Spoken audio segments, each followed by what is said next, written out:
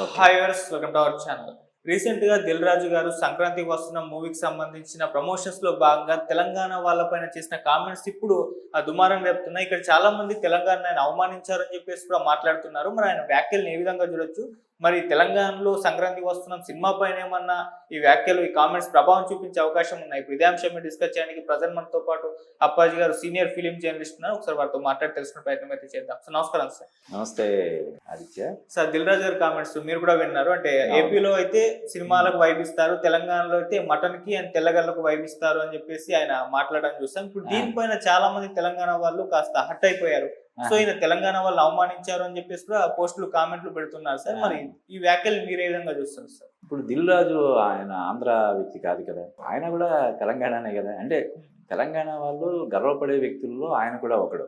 Pride of Telangana అని చెప్పొచ్చు. Okay. అంటే ఒక అగ్ర నిర్మాతగా ఈ రోజున పాన్ ఇండియా సినిమాలు చేసే స్థాయికి, అంటే ఒక చిన్న ఆటోమొబైల్ నడుపుకునే స్థాయి నుంచి అంచెలంచెలుగా ఈ రోజు మన ఇండస్ట్రీలో ఒక నంబర్ 1 ప్రొడ్యూసర్ అని చెప్పినా మనం అతిశక్తి కాదు. ఆ స్థాయికి ఎదిగాడు. తెలంగాణ వాళ్ళందరూ కూడా గర్వపడే పొజిషన్లో ఉన్నాడు. నిజంగా కూడా ఆయన చూసి అందరూ కూడా గర్వపడాలి. అటువంటిది ఆయన ఏదో సరదాగా ఒక లైటర్ వెయిన్లో చేసినటువంటి ఒక చిన్న వ్యాఖ్యను పట్టుకొని ఆయన తెలంగాణ ప్రజల మనోభావాల్ని గాయపరిచేలాగా మాట్లాడాడని చెప్పి అనడం అనేది అంత కరెక్ట్ కాదని నా వ్యక్తిగతమైనటువంటి అభిప్రాయం. అంటే జనరల్ అతను చెప్పింది జనాంతికం అంటారు కదా, అలాగా ఏదో చెప్పింది తప్ప ఇప్పుడు వాళ్ళని హర్ట్ చేయడం వల్ల ఆయనకి లాభం ఏంటి? లాభం ఏమైనా ఉంటుందా? నిజంగా అదేదో వేరే వాళ్ళు ఎవరైనా ఫ్రమ్ ఆంధ్ర నుంచి చేస్తున్నట్లయితే ఖచ్చితంగా దాన్ని మనం వేరే కోణంలో చూడాలి. దిల్రాజు ఆయన స్వతహాగా ఆయన తెలంగాణ, పైగా ఇప్పుడు తెలంగాణ ఫిల్మ్ డెవలప్మెంట్ కార్పొరేషన్కి చైర్మన్గా ఇటీవలే ఆయన నియమితులయ్యాడు. అటువంటిది ఆయన పనిగట్టుకొని తెలంగాణ ప్రజలని కించపరిచేలాగా మాట్లాడి ఆయన సినిమాలని ఆయనే నష్టపరుచుకుంటాడని చెప్పి మనం ఎలా అనుకుంటాం? సంక్రాంతికి వస్తున్న 3 సినిమాల్లో 2 సినిమాలకు ఆయనే ప్రొడ్యూసరు. సంక్రాంతికి వస్తున్నాం, గేమ్ చేంజరు. ఇక డాకుమారా సినిమాకి నైజాంలో ఆయన డిస్ట్రిబ్యూటరు. 3 సినిమాలు ఆయనే కదా. అటువంటప్పుడు తన సినిమాలకి, తన సినిమా ప్రయోజనాలకి ఆర్థికంగా నష్టం చేకూరేలాగా ఆయన వ్యాఖ్యలు చేస్తాడని ఎలా అనుకుంటాం? అది జస్ట్ అది మామూలుగా చేసిన ఇది తప్ప దాన్ని నాకు తెలిసి ఎవరైనా ఇలా కావాలని పనిగట్టుకొని విమర్శలు చేసేవాళ్ళు తప్పితే జనాలు ఎవరు దాన్ని చూసి గాయపడడం, లేదంటే బాధపడడం, ఏంటి ఇలా మాట్లాడాడని చెప్పి విరుచుకుపడడం అలా చేస్తారని నేను అనుకున్నాను. అంటే సార్, మామూలుగా ఇన్ జనరల్ గా ఒక్కొక్కసారి ఇలా స్టేజ్ మీద మాట్లాడేటప్పుడు ఒక స్వీపింగ్ స్టేట్మెంట్ ఇచ్చేస్తారు. అంటే అప్పుడు వాళ్ళకి తెలియదు ఇది కాంట్రవర్సీ అవుతుందా కాదని, అయిన తర్వాత వాళ్ళు రియాక్ట్ అవుతూ ఉంటారు. అవును. అంటే నువ్వు చెప్తుంటే నాకు గుర్తొస్తుంది. ఒకసారి ఒక బహిరంగ సభలో అల్లు రామలింగయ్య గారు, అంటే చాలా సంవత్సరాల క్రితం, దాదాపుగా ఒక 23-24 ఇయర్స్ బ్యాక్ రాజమండ్రిలో జరిగిన ఒక బహిరంగ సభలో, మనిషి మెదడు నిరంతరాయంగా పనిచేస్తూనే ఉంటుంది, అసలు దానికి ఒక క్షణం కూడా విశ్రాంతి అనేది ఉండదు, కానీ స్టేజ్ మీద మాట్లాడేటప్పుడు మాత్రం పనిచేయడం మానేస్తుంది అని చెప్పాడు. ఏంటి ఇలా చెప్పాడని అప్పట్లో నేను అనుకున్నాను. ఇప్పుడు ఇలా స్టేజ్ మీద ఒక్కొక్కసారి ఇలా మాట్లాడడం, అవి వివాదాస్పదం కావడం ఇలాగ జరుగుతుంటాయి కదా. అలాగే ఒక్కొక్కసారి ఏంటంటే మనం ఆ ఫ్లడ్ లైట్స్ మధ్యలో కొన్ని వేల మంది ఎదర జనాలు వీటన్నిటి మధ్యలో ఉండి మాట్లాడేటప్పుడు కొంత ఒక్కొక్కసారి బ్యాలెన్స్ తప్పి మాట్లాడే ప్రమాదం, అవకాశం ఉంటుంది. కానీ ఇది ఇప్పుడు దిల్ రాజు చేసిన వ్యాఖ్యలకి దీన్ని మనం పోల్చలేము. ఆయన మామూలుగా ఆంధ్రాలో ఉన్నంత క్రేజ్ మన తెలంగాణలో ఉండదు. ఆంధ్రాలో సినిమాలకు ఇచ్చినంత ఇంపార్టెన్స్ మన వాళ్ళు ఇవ్వరు అనే దాంట్లో ఆయన చెప్పాడు. ఇప్పుడు మనం జనరల్గా చెప్తుంటాం, మన సౌత్ ఇండియాలో సినిమాలకు ఉన్నంత ఆదరణ, ఈ ఫ్యానిజం అనేది నార్త్ ఇండియాలో ఉండదని మనం చెప్తుంటాం. అలా అని చెప్పి నార్త్ ఇండియన్స్ని అవమానించేసినట్టు, ఇన్సల్ట్ చేసినట్టు కాదు కదా.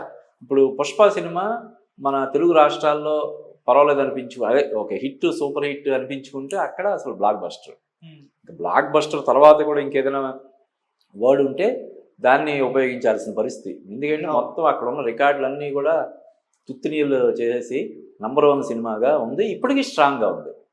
పైగా ఈ రోజు నుంచి అనుకుంటా, ఈ రోజు నుంచి కాదు, 10వ తారీఖు నుంచో 11వ తారీఖు నుంచో ఆ సినిమాకి 20 నిమిషాలు అదనంగా యాడ్ చేస్తున్నారు. ఏదైతే కొంత డిలీట్ చేశారో, నిడివి ఎక్కువైపోయిందని చెప్పి వాళ్ళు భావించి కొన్ని సీన్లు తీసారో ఆ సీన్లు యాడ్ చేస్తున్నారు. కాబట్టి ఇప్పుడు ఆ క్రేజ్ ఇంకొంచెం అంటే ఇంకొకసారి చూద్దామా ఎందుకులే అని అనుకునే వాళ్ళు ఖచ్చితంగా ఇప్పుడు మళ్ళీ థియేటర్కి వెళ్ళి చూస్తారు. 20 నిమిషాలు ఫుటేజ్ యాడ్ చేయడం అంటే మామూలు విషయం కాదు కదా. అవును. పాట యాడ్ చేస్తేనే దానికోసం చూసేవాళ్ళు చాలామంది ఉంటారు. 20 నిమిషాలు అంటే దాదాపుగా ఎన్ని సీన్లు ఉంటాయి? 10-12 సీన్లైనా ఉంటాయి. ఆ సీన్లు చూడడానికి కూడా ఇప్పుడు జనాలు వెళ్ళే అవకాశం ఉంటుంది కదా.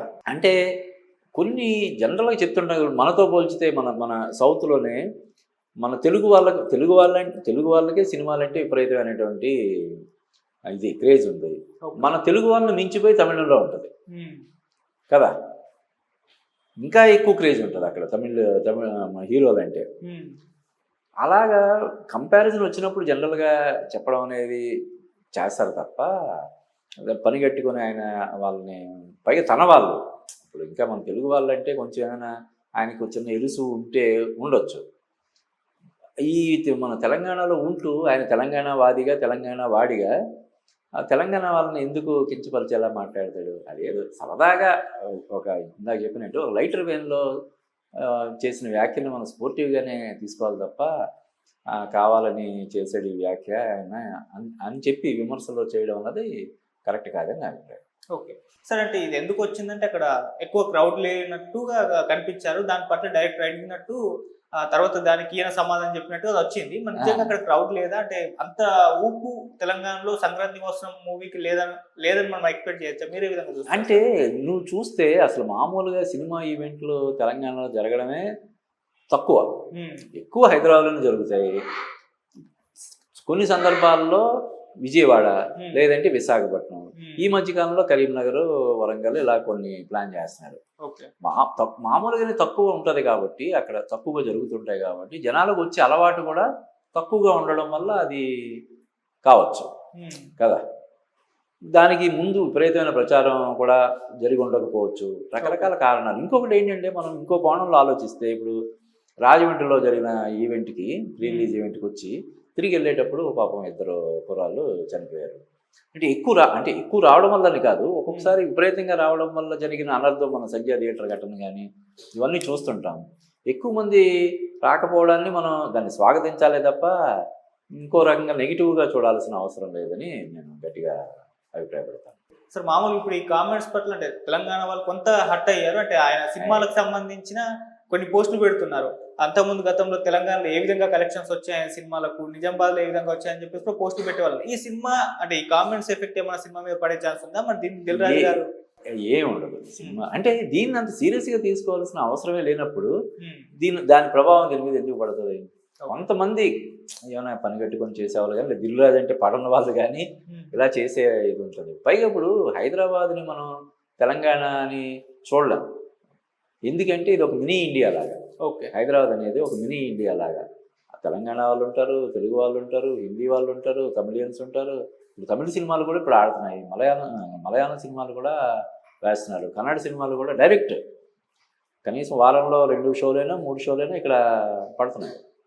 అంటే మొత్తం ఇండియా అంతా ఇప్పుడు సాఫ్ట్వేర్ వచ్చిన తర్వాత మనం చూస్తే కొన్ని ఏరియాల్లో మొత్తం నార్త్ ఇండియన్స్ ఉండడాన్ని కూడా మనం గమనిస్తున్నాం. కొన్ని గేటెడ్ కమ్యూనిటీస్లో ఎక్కువ మంది నార్త్ ఇండియన్స్, ఒక 80% 90% అలా ఉంటున్నారు. కొంతమంది కొన్ని ఏరియాల్లో తమిళియన్స్, కొన్ని ఏరియాలు అలాగా.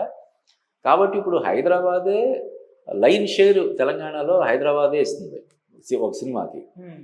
ఈ హైదరాబాద్లో మరి ఈ రీజనల్ ఫీలింగే లేదు కదా. లేనప్పుడు దాని ప్రభావం పెద్దగా ఏముంటుంది? దాన్ని అంటే ప్రభావితం చేసే రేంజ్లో అయితే ఆ వ్యాఖ్యల ఇది ఏముండదు. ఆయన కూడా చెప్పాను కదా, అందులో పెద్దగా డ్యామేజ్ అంటే పెద్దగా కాదు, అస్సలు డ్యామేజ్ చేసేలాగా ఏం మాట్లాడారు. సరదాగా ఆయన చూశాను ఆ వీడియో,